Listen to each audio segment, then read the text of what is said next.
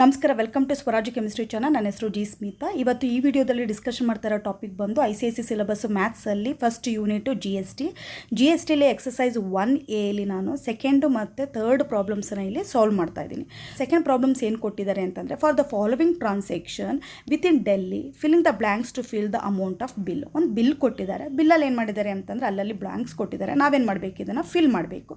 So ಇಲ್ಲಿ ನೀವು observe ಮಾಡಬೇಕಾಗಿರೋದು ಏನು ಅಂತಂದರೆ, ಟ್ರಾನ್ಸಾಕ್ಷನ್ ವಿತ್ ಇನ್ ಡೆಲ್ಲಿ ಅಂತ ಕೊಟ್ಟಿದ್ದಾರೆ. ಇವಾಗ ಟ್ರಾನ್ಸಾಕ್ಷನಲ್ಲಿ ನಿಮಗೆ ಗೊತ್ತಿರುತ್ತೆ, ಆಲ್ರೆಡಿ ನಾನು ಲಾಸ್ಟ್ ಪ್ರೀವಿಯಸ್ ಕ್ಲಾಸಲ್ಲಿ ಎಕ್ಸ್ಪ್ಲೇನ್ ಮಾಡಿದ್ದೆ. 2 ಟೈಪ್ಸ್ ನೋಡ್ಬೋದು.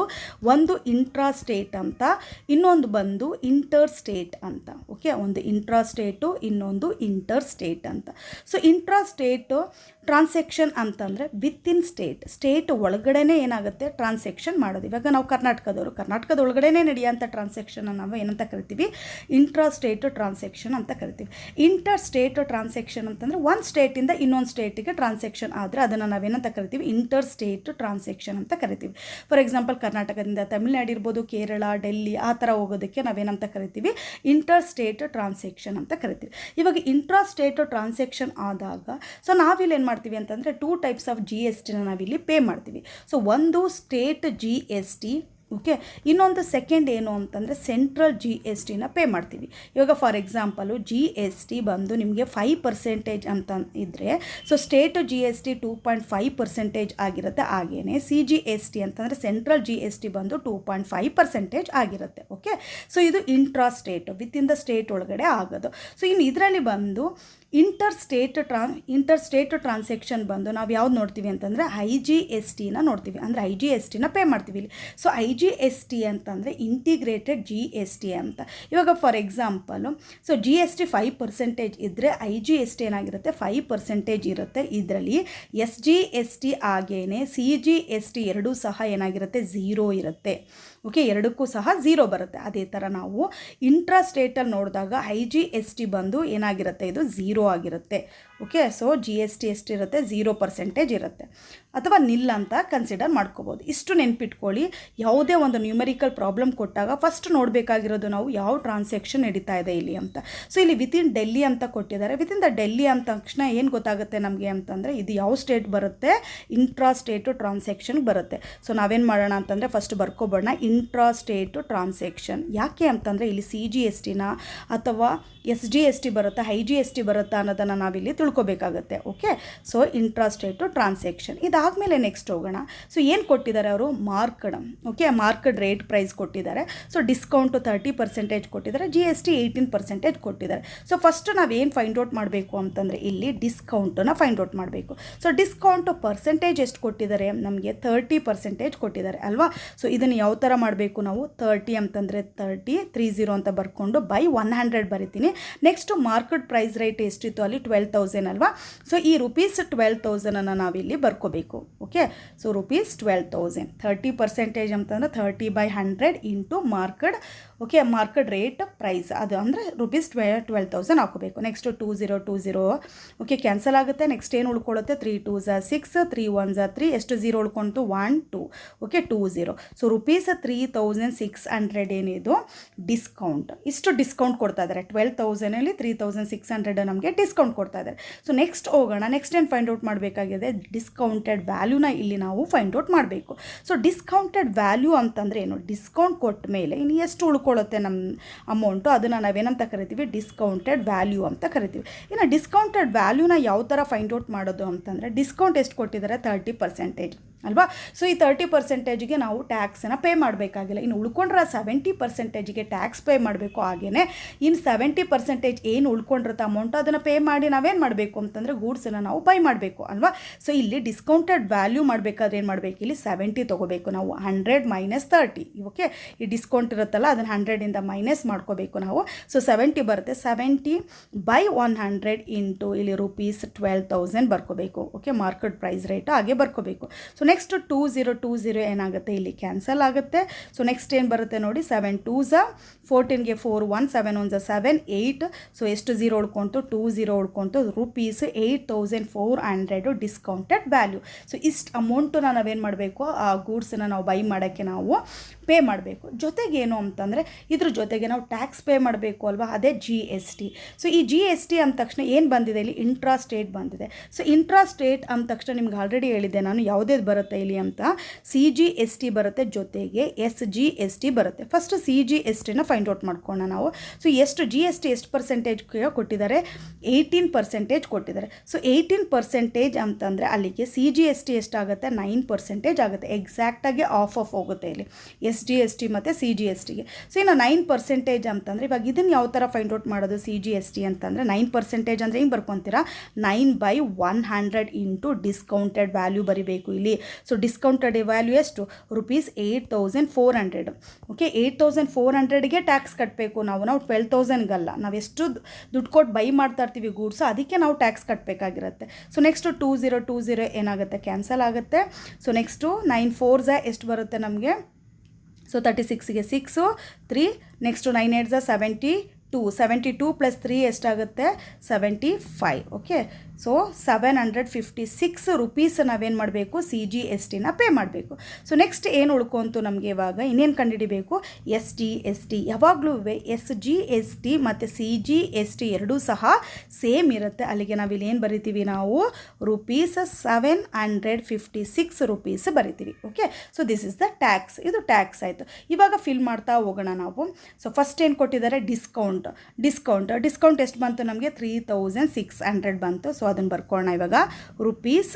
Okay, so 3600 discount. Next discounted value.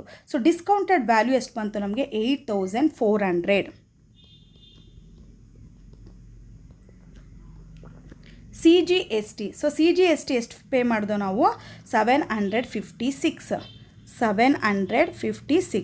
Next ಹೋಗೋಣ, SGST ಎಷ್ಟು, 756 rupees. Okay, so next IGST transaction ಬಂದು ಇದು ಇಂಟ್ರಾ ಸ್ಟೇಟ್ ಆಗಿರೋದ್ರಿಂದ IGST ಏನಾಗುತ್ತೆ ನಮಗೆ ಇಲ್ಲಿ ನಿಲ್ ಆಗುತ್ತೆ. ಓಕೆ, ನಿಲ್ ಅಥವಾ 0 ಅಂತಲೂ ಬರಿಬೋದು ನೀವು. ಅಮೌಂಟ್ ಆಫ್ ಬಿಲ್ ಅಂತಂದರೆ ಲಾಸ್ಟ್ ಟೋಟಲಾಗಿ ನಾವು ಎಷ್ಟು ಅಮೌಂಟನ್ನು ಪೇ ಮಾಡ್ತೀವಿ ಅದು.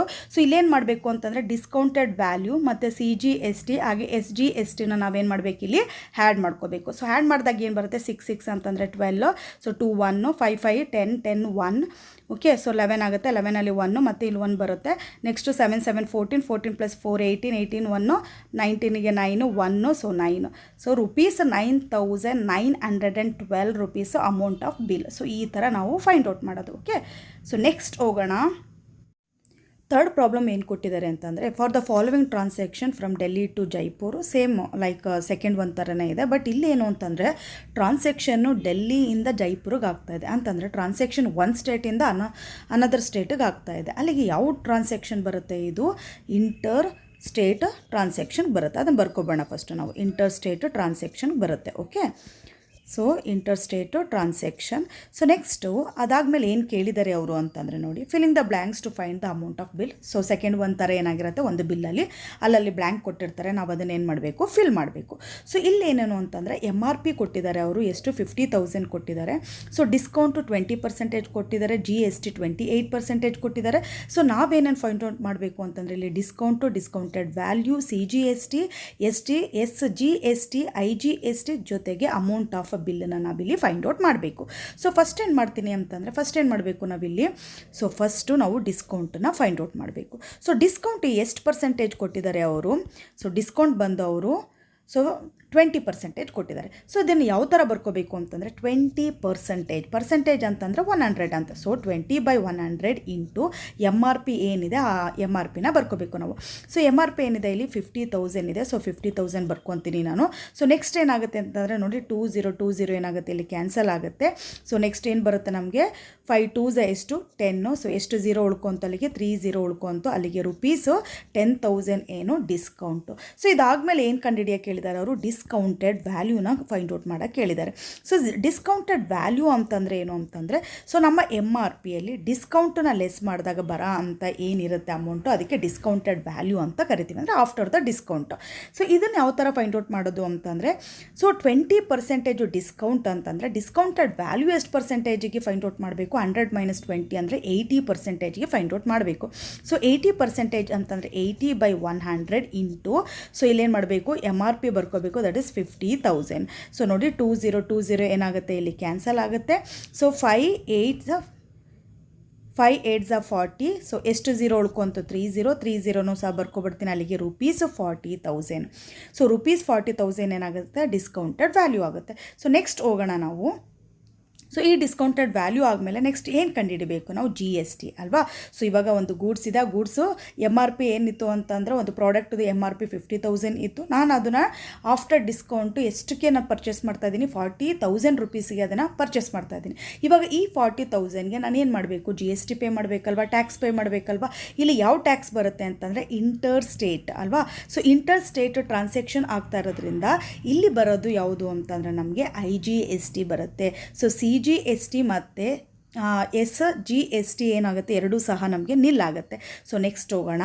GSTಯಲ್ಲಿ ಏನು ಫೈಂಡ್ ಔಟ್ ಮಾಡಬೇಕು, ಇವಾಗ IGSTನ ನಾವು ಫೈಂಡ್ ಔಟ್ ಮಾಡಬೇಕು. ಸೊ GST ಎಷ್ಟು ಕೊಟ್ಟಿದ್ದಾರೆ ಪರ್ಸೆಂಟೇಜ್, ಅವರು 28% ಕೊಟ್ಟಿದ್ದಾರೆ. ಅಲ್ಲಿಗೆ IGST ಎಷ್ಟು ಪರ್ಸೆಂಟೇಜ್ ಆಗುತ್ತೆ, ಸೊ 28% ಆಗುತ್ತೆ. ಸೊ 28/100 ಇಂಟು ಇಲ್ಲೇನು ಬರ್ಕೋಬೇಕು ಅಂದರೆ ಡಿಸ್ಕೌಂಟೆಡ್ ವ್ಯಾಲ್ಯೂ ಬರ್ಕೋಬೇಕು ನಾವು. ಸೊ ನಮ್ಮ ಯಾವಾಗಲೂ ನಾವು ಕಟ್ಟೋ ಅಂಥ ಟ್ಯಾಕ್ಸು ಯಾವುದಕ್ಕೆ ನಾವು ಟ್ಯಾಕ್ಸ್ ಪೇ ಮಾಡ್ತೀವಿ, ಡಿಸ್ಕೌಂಟೆಡ್ ವ್ಯಾಲ್ಯೂಗೆ ನಾವು ಸೊ ಟ್ಯಾಕ್ಸನ್ನು ಪೇ ಮಾಡ್ತೀವಿ. ಸೊ ನೆಕ್ಸ್ಟ್ ಏನು ಮಾಡೋಣ, 2020 ಏನಾಗುತ್ತೆ, ಇಲ್ಲಿ ಕ್ಯಾನ್ಸಲ್ ಆಗುತ್ತೆ. ನೆಕ್ಸ್ಟು 4 8 ಎಷ್ಟಾಗುತ್ತೆ, 32. ಸೊ 32ಗೆ ಏನು ಮಾಡೋಣ, 2 ಓಕೆ 3 4 2 8 9 10 11.